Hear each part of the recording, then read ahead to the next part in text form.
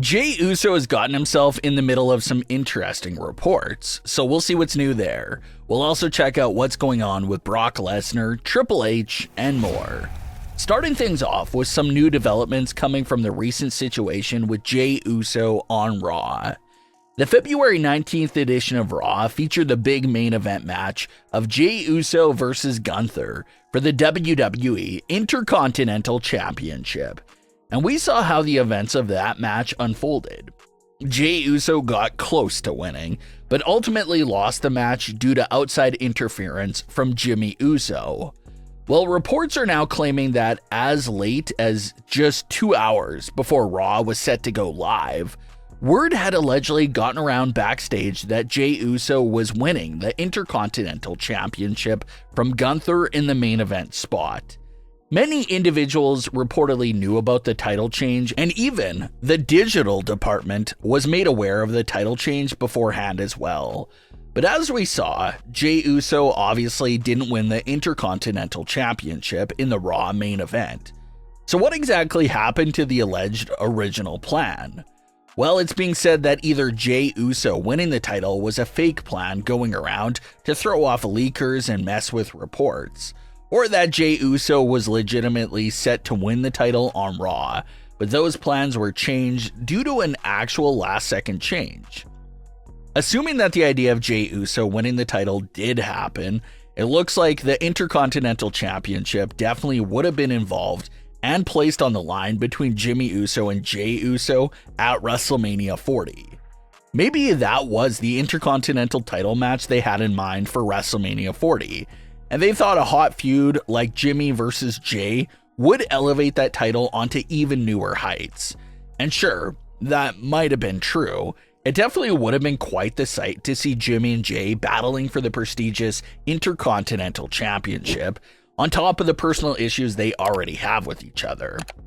But when it comes to an extremely personal feud like Jimmy versus Jey, something that's been heating up over the last few years, and basically been building up their entire lives, the feud is already so big that it doesn't really need a title being on the line to lift it up.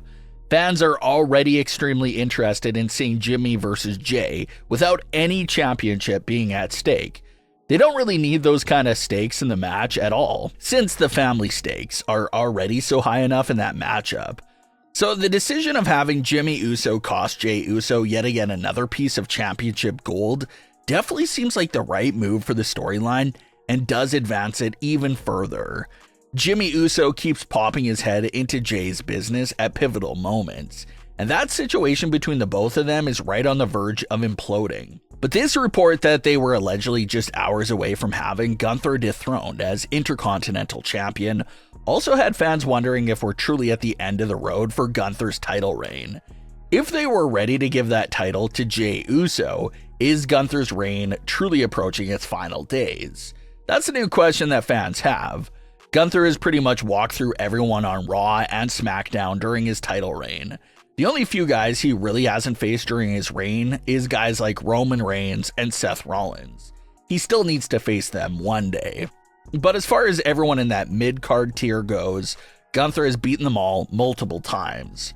There were rumors that Gunther and Brock Lesnar could have collided for the Intercontinental Championship, but now that Brock is in the middle of being erased from history, it doesn't seem like that match has any shot of ever happening anymore.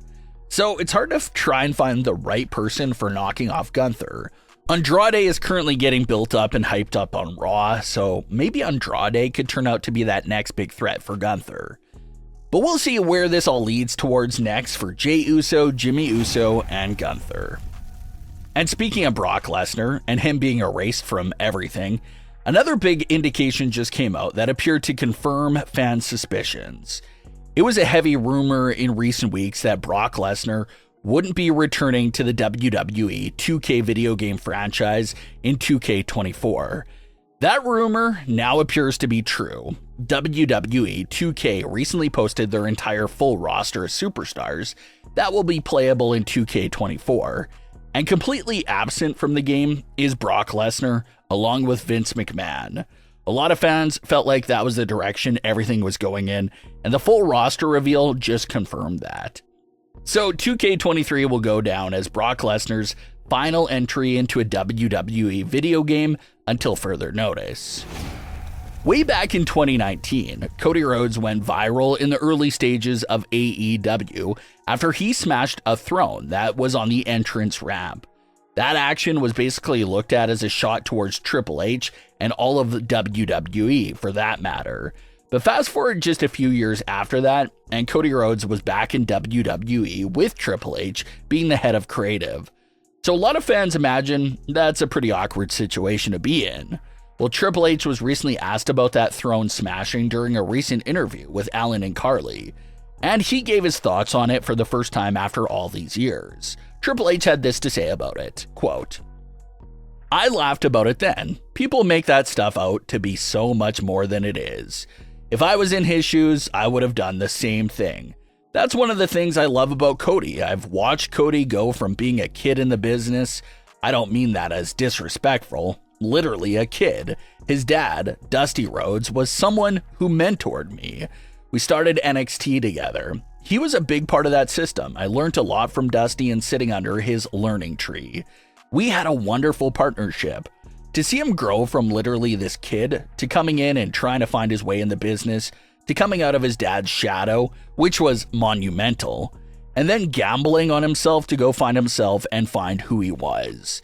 It wasn't about where he went, it was about the journey.